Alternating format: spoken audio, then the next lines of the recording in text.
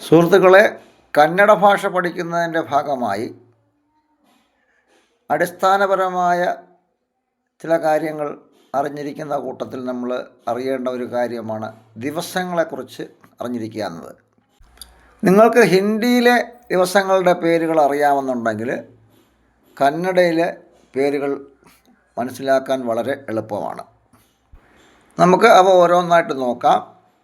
ദിവസം തിങ്കൾ, ഹിന്ദിയിൽ പറയുന്നത് സോമവാർ, കന്നഡയിലാണെങ്കിൽ സോമവാര. ചൊവ്വ, ഹിന്ദിയിൽ മംഗളവാർ, കന്നഡയിൽ മംഗളവാര. ബുധൻ, ബുധവാർ, കന്നഡയിൽ ബുധവാര. വേഴത്തിന് ഹിന്ദിയിൽ ഗുരുവാർ, കന്നഡയിൽ ഗുരുവാര. വെള്ളിക്ക് ഹിന്ദിയിൽ ശുക്രവാർ, കന്നഡയിൽ ശുക്രവാര എന്ന് പറയും. ശനിക്ക് ഹിന്ദിയിൽ ശനിവാർ എന്ന് പറയുമ്പോൾ കന്നഡയിൽ ശനിവാര എന്ന് പറയും. ഞായറിന് ഹിന്ദിയിൽ പറയുന്നത് രവിവാർ എന്നാണ്. അത് കന്നഡയിലാവുമ്പോൾ ഭാനുവാര അല്ലെങ്കിൽ രവിവാര. അവിടെ കൂടുതലും ഉപയോഗിക്കുന്നത് ഭാനുവാര എന്നാണ്. ഇനി ഇതുമായി ബന്ധപ്പെട്ടൊരു കാര്യം കൂടി പറയാം. സംസ്കൃതത്തിലും ദിവസങ്ങളുടെ പേരുകൾ കന്നഡയോടും ഹിന്ദിയോടും തികച്ചും സമാനമാണ്. യഥാർത്ഥത്തിൽ ഈ രണ്ട് ഭാഷകളിലേക്കും ഈ പേരുകൾ വന്നത് സംസ്കൃതത്തിൽ നിന്നാണ്. സംസ്കൃതത്തിൽ സോമവാരഹ എന്ന് പറഞ്ഞാൽ തിങ്കളാണ്. ഇനി ഇതുമായി ബന്ധപ്പെട്ട ഒന്ന് രണ്ട് ചില കാര്യങ്ങൾ കൂടി പറഞ്ഞിട്ട് നമുക്കിത് നിർത്താം.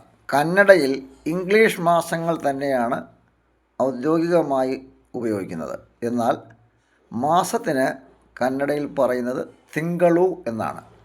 അപ്പോൾ തിങ്കളു എന്ന് പറഞ്ഞാൽ എന്താണ്? മാസം എന്നാണ്.